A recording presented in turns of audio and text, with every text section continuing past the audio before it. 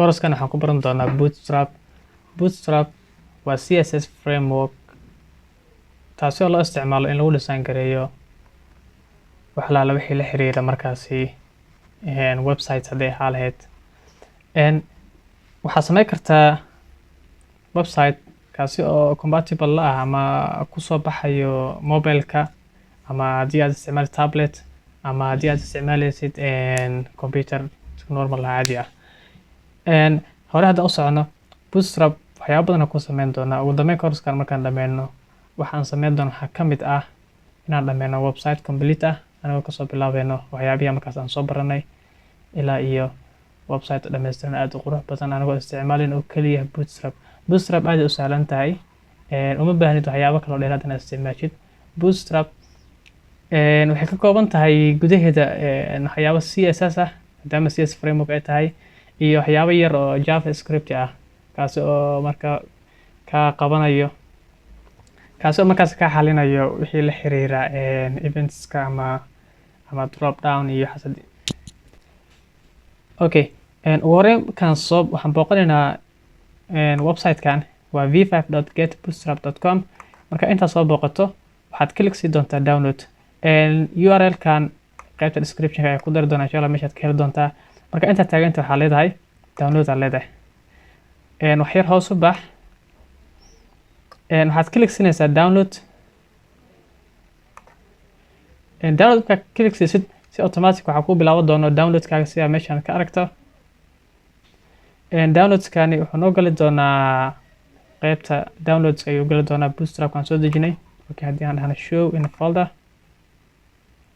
Okay, ani waxaan isticmaalay waa Linux, kuley waxaad isticmaali kartaa Windows ama Mac, waxaa doonto isticmaali kartaa, marka waa isaga mid. Okay, waxaan noo soo siisaa cut, waxaad noo keentaa desktop-ka inta noo paste gareey. Okay, inta markaad taaganahay maadaama zip uu yahay zipkiina ka saarnaa rabnaa oo ka dhigna folder normal ah, waxaa leenahay right click kadibna waxaa leenahay extract here. kan waa zip uma baahni, kaliya waxaan isticmaali doonaa qaybtan. magacan aan ka bedelno aan ka dhigno magac markaas aan akhri karno oo sahlan oo fudud. waxaan leenahay magaca ka bedel, waxaan u bixinaa Bootstrap kadibna waxaa leeyahay rename. waxaan u bixinay Bootstrap markaan gudihiisa furno waxaan arki doonaa laba folder oo kala ah CSS iyo JavaScript. kule JavaScript aad uma isticmaali doono. Bootstrap wuxuu ka kooban yahay waxyaabo badan oo CSS ka ah. JavaScript markaan fiirino faylal badan waxaa ku jira oo JavaScript ah. marka waxa isku mashquulin waxaan inaa barata isku mashquulinin kaliya. maadaama waxaan framework diyaarsan u yahay, kaliya waxaan isticmaali doonaa waxyaabihii hore loo dhisay framework-kaasi uu ku samaysnay anagoo markaasi ku isticmaalayna website-ka markaas anaga aan samayn doono. inta markaa taaganahay waxaan soo kicinaynaa editor-kii oo aan ku qoran lahayn code-keeni. waxaad isticmaali kartaa Atom, isticmaali kartaa Visual Studio Code, isticmaali kartaa Notepad, isticmaali kartaa Notepad++. qof waliba markaas wuxuu isticmaali karaa waxyaabaha markaas uu jecel yahay. ani waxaan aad u isticmaalaa Visual Studio. Okay, waxaan soo kicinaa VS Code. Okay, iconkiisa waa agta qaabkaas u egyahay. Description-ka hoosna waa ku dari doonaa download-ka meesha aad kasoo dejin lahayd. haddaad isticmaalaysid Windows ama Mac ama Linux wuxuu doonaba ahaado waa isaga mid. inta markaa taaganahay okay, iska close gareekan. marka inta taagantahay waxaan rabnaa folder-kii haddeertaan oo aan sameynaynay ahay folder-kan Bootstrap aan u bixinay. folder-kan Bootstrap u bixinay inaan kusoo darno qaybtan VS Code-ka. waxaa leedahay file kadibna waxaa leedahay open folder. Okay, open folder markaad dhahatid waxaad tagaysaa desktop-ka ama meesha markaas aad ku save gareysay, kadibna waxaad double click siinaysaa folder-kii adiga u baahneed oo Bootstrap ah, kadibna waxaa leedahay okay ama select haddii aad isticmaalaysid Windows. Okay, welcome-ka naga xir. inta markaad taaganahan waxyaabaha ama sheyga ugu horreeya markaas adiga aad samaynayso wuxuu yahay inaad samaysato hal file ama index.html kaasi oo markaas noo noqon doono meeshii aan ku design gareyn lahayn wax walba, ama batamadii ama color-kii ama wax alaala meeshii ay kasoo muuqan lahaayeen. waxaa leedahay calaamadan plus-ka taabanaysaa new file, ama waxaa leedahay right click kadib new file leedahay. waxaad ku qoraysaa index.html. muhiim ah index oo kaliya inaad ku qortid ama qasab maahan waxaad ku qori kartaa wax alaala waxaad jeceshahay laakiin waxaa qasab mar walba inay u dambeyso .html kadib waxaa leedahay enter saaragtaan waxaa noo soo furmay index.html kulay course-kan waxaa qasab inaad taqaanid html ama ku bilaabay html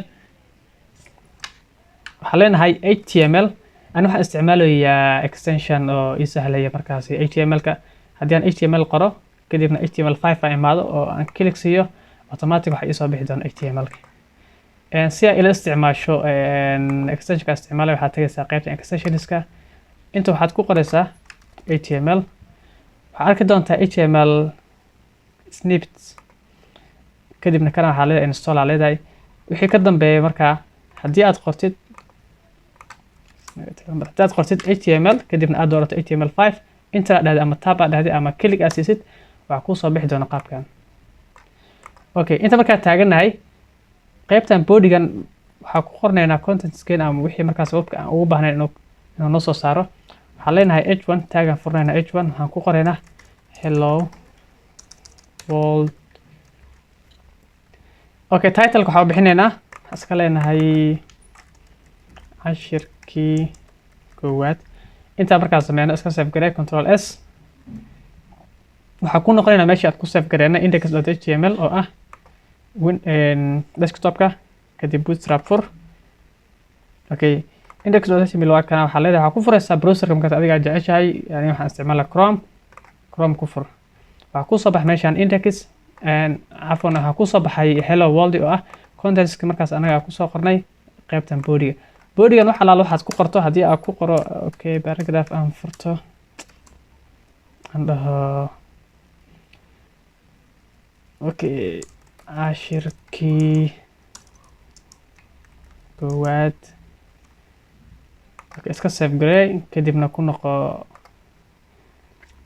browserkii refresh leh waxa ka soo baxay meeshaan cashirkii koowaad laakiin ilaa hadda wax design ah wax oo macnaha css noogu xirno ama bootstrap noogu xirno si aan bootstrapkeena aan ugu soo xirano waxaan ku noqonaynaa codekeeni qaybtani title-ka dushiisa ama title-ka hoostiisa waxaan ku soo dareynaa linkigaasi ah oo noogu xiri doono indexkeena waxaan ku xiri doonaa css kan oo bootstrapkan soo dejinay waxaa qoraysaa okay xalida link oo kaliya qoraysaa kadibna enter leedahay asiga ku dhameystiraysa ujeedid sababtoo ah waxa sababayna waa extensionka html ka aan isticmaalay hadii aadan isticmaalayn extensionkaasi dib ma lahan waa qori kartaa laakiin sababta u sameeyna waxay tahay waqti badan inaasan igaga bixin qaybtan dhexe waxaan ku qori doonaa waxa fiirsa indexkan xaguu yaala indexkan wuxuu noo yaalaa qaybtan css ka javascript index dhammaan wada sameey hal meel ay ku yaalin maadaama hal meel ay ku yaalin waxa leenahay css waxaana folderkan gudihiisa inaan galno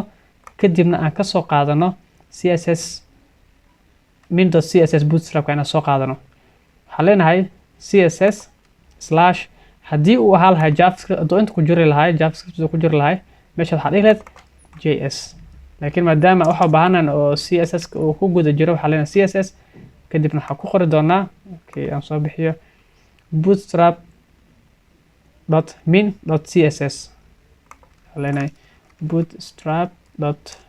bootstrap.min.css kadibna save علينا save hadda aan ku noqono chrome keeni qaabka had u jeedid wax bootstrap kuma xirno laakiin marka refresh dhahno waa isbedeli doonaa refresh saaragtaanba farti waa isbedeshay paragraph waa isqurxiyay marka qaabkaas cashirkeena koowaad qaybtaan ku joojinaynaa insha Allah cashirkii xigo mar dhow asana soo gelin doonaa waxa la markaasi wixii tala ah waxa kaga baxsan kartaa qaybta comments-ka ah haddii aad jeceshahay video ka kooban ilaa 1 saac gaaray oo course-ka naxda marka ku soo gabagabeynayo ama haddii aad jeceshahay video soconayo 10 daqiiqo ama 20 daqiiqo ama 5 daqiiqo qof adiga waxa jeceshahay markaasi qaybta comment-iga noogu soo qor waan fiirinaa wixii markaas ugu macquulsan aad la sameynaa lana cashirkeena koowaad qaybtaan ku joojinaynaa insha Allah cashirkii xigo mar dhow asana soo gelin doonaa